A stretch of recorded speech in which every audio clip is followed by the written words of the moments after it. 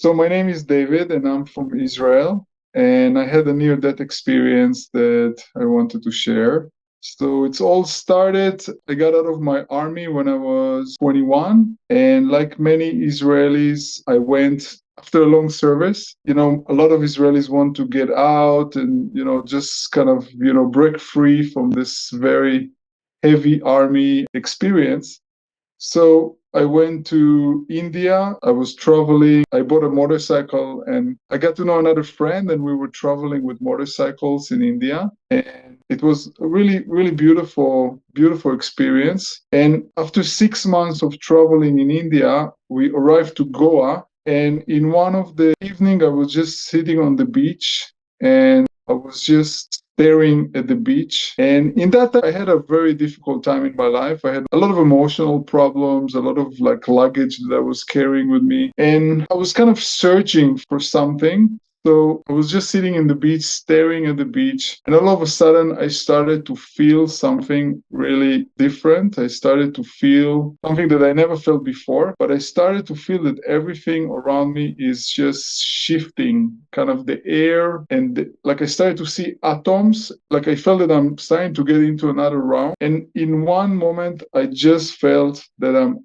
outside of my body. It was an incredible experience. I felt that I am everything, everything is me. I was breathing and I felt that the whole world is breathing. Like I am the world. I felt that everything is breathing with me. And I felt completely peace and joy that I never felt before. I never knew that it exists, this peace and joy and unity. I felt just unity with everything, like with the trees, with the sand, with the sea. And I was starting to go up.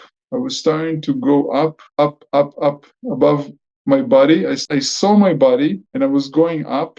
And I started to get really far, 10 meters, 100 meters, and more. And then I started to feel that I'm going to just completely disconnect from my body. I'm not coming back anymore. That's it. I'm leaving the world. I got to this point that I just knew that if I'm crossing this point, I'm not going to come back. Then I saw vision. I saw my family. I saw my funeral. I saw my family crying and weeping, and I felt really sad, and I felt I cannot do this to them. I have to go back. And in 1 second I was back in my body. In one way I didn't want to go back. I still had this amazing feeling of joy and peace. It actually stayed with me for a few weeks. And it really impacted my life a lot in this way that before that, I never knew that there is such a joy. And it was the first time in my life that I experienced complete peace. I experienced just 100% peace,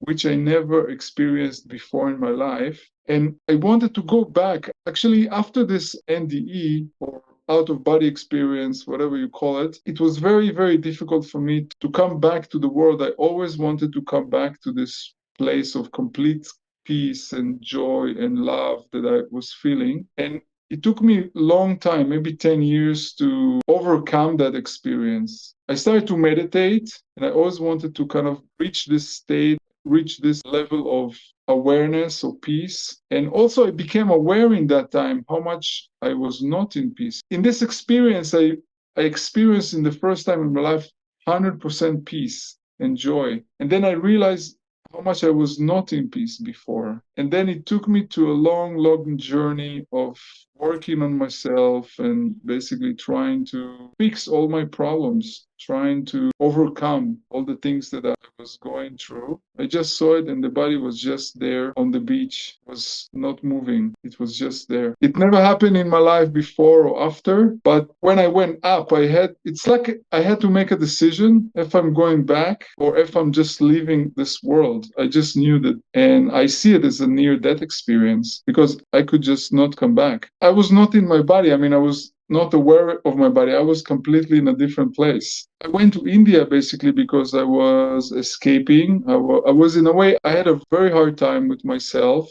I had a lot of trauma that I was carrying from different things that happened. And I kind of went to India just to discover something new. I was not doing that well in Israel back home in that time. And I was going to India to search for something new, something that I never had before. And in the first 6 months, I was traveling with a motorcycle, sometime alone, sometime with a friend. And later on, I got into a spiritual surge. So one day, I came to a beach, a small beach in India, and I was going inside of this kind of restaurant that was in the beach, and it was many people there, and somebody was just shouting to me from the other side of the restaurant, "Hey, you, why are you not happy?" And I was just shocked. It's like a moment that I wanted just to disappear. Everybody was looking at me, and I was really embarrassed. Later on, I spoke with this guy and told me, "I just saw that you are kind of not happy." And I realized that I never really show it on the outside, what I was going through inside. I was always kind of looking okay on the outside, trying to look cool and okay. But inside, I had a lot of difficulty, a lot of pain that I was carrying. And later on, we talked, and he said to me, you should go to this ashram or this place, and they will help you. Basically, he was starting to pointing me to the spiritual world. And I started kind of to search. I started to go to different ashrams and different teachers in India, and I was searching. And actually, I stayed in India for 2 years, and I was really deeply searching. Basically, what happened to me before I went to India, I had lots of problems. I had a girlfriend. She went with my friend. And, in that time also I had a lot of money. And I saw that everything in this world can just break in a moment. Like, a relationship can just break. The money doesn't help you. Friends can betray you. My family couldn't help me. And I felt a bit, there's nothing really to live for. There's nothing really, everything is empty. And I didn't even know what I'm searching, but I just knew that I want to change. I want something new. But then in India, I started to realize that there is a spiritual world, and what I'm looking for is actually in the inside or in the spiritual world. And I started to search, and I started to go to different teachers, different ashram, different gurus, and I learned everywhere a little bit. But then at the end, after 2 years in India, I was in this small village called Tiruvannamalai, and I was really into meditation. I was sitting every day, 12 hours in meditation. I met a Buddhist monk, and he showed me a cave, a place that I can stay alone and I can just meditate. And I was just staying there for weeks and meditate. And after a few weeks, living like that, I went back into the village and I rented a small apartment. And it was a time that I was kind of a little bit frustrated with myself. I felt that, wow, I'm just cannot find what I'm looking for. It seems like everybody is finding things, everybody is like finding themselves, so everybody's happy. I cannot find what I'm looking for. I felt that I'm a bit lost. Actually, I felt that something is wrong with me. Like, I just felt that I never will find. I'm just going to always stay stuck and I will never find what I'm looking for. And after a month and a half in this village, in this area, I was one night in my room, and it was already 2 years in India searching, and I had many experiences that I've been through. And in this moment, I was in the night just thinking about, reflecting about everything, and I felt that I'm really stuck and I cannot find what I'm searching for. And in this moment, I just fell down on the floor and I started to cry. And I cried like I never cried before in my life. I was just weeping, I was crying, and words came out from my heart, and I said to God, "God, why did you leave me? Why did you abandon me? You don't care about me." And I was just weeping and weeping like I never cried before. And in this moment, I just started to feel that there is somebody else in the room. And when I started to wipe off my tears and look straight, I realized that there is somebody standing before me. And I just knew that this is God. I knew that this is God. I had a very strong experience. It's like light came into my room, and I realized that I came from this God and I'm going back to this God that is standing before me. I realized that this is the God of the Bible. This is the God of Abraham, Isaac, and Jacob. This is the God that my parents, my grandparents, and my great-grandparents were talking about. This is basically God of the Bible. In this moment, I saw a vision. I saw all my life since a young child, and it was a little bit like a life review. I saw all my life, all the things I did, all the experience I had, all the good things, the bad things.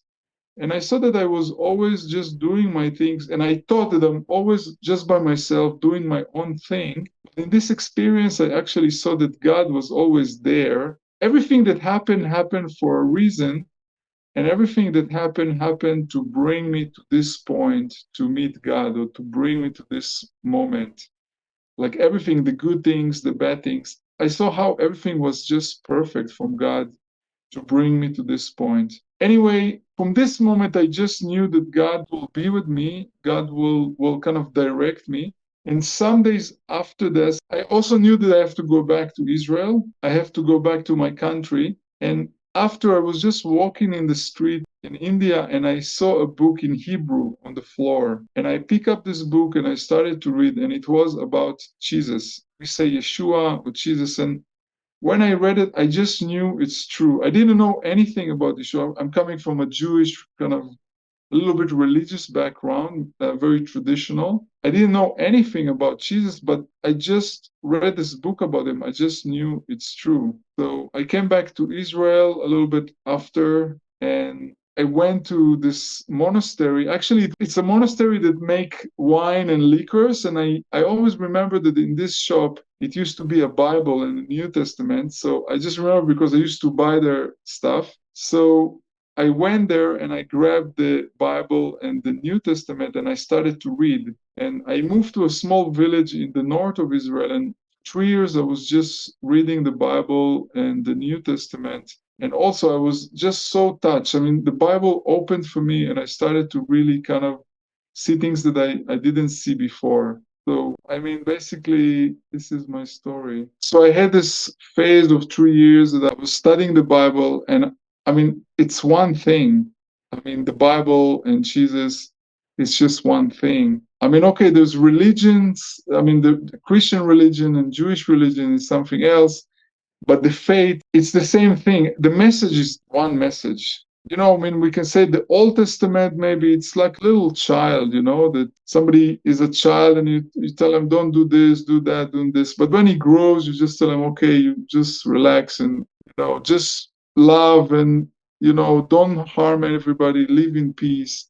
So it's really kind of, in a way, a different phases. Many people are struggling with many things. And I think the real message, the real message of Yeshua, of Jesus to his, disciples, and it's something we can all learn from. I mean, Jesus said to his disciples, if you're not going to be like those children, you cannot get into the kingdom of heaven. And this is something that is very, very strong. Or he said to Nicodemus, if you are not born again, you cannot come into the kingdom. If you're not born from above, you cannot come from the kingdom of heaven.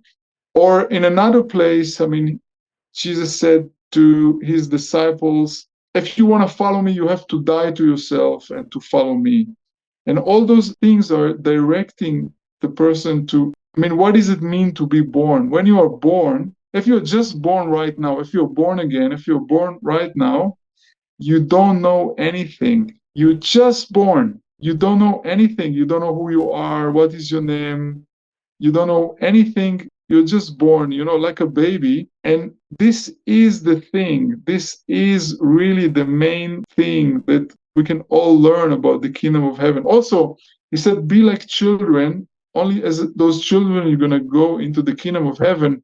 Because children, they don't know anything. Children are open to learn. Children, they don't know anything, or they don't claim to know. They're just open. So I think this is the main thing. I mean, talking, I'm already 20 years after those experiences, and I can say that I tremendously changed, tremendously, my life changed. And the main thing is just to let go, let go of yourself. Let go, to really let go of everything, your thoughts, your feelings, this idea of just born again, just new page. When we can let go, when we let go, then God can do with us something new. So this is something new. I mean, God wants to do with all of us something new. I mean, think about it. If you go to a doctor and the doctor gives you a shot and you just forget everything.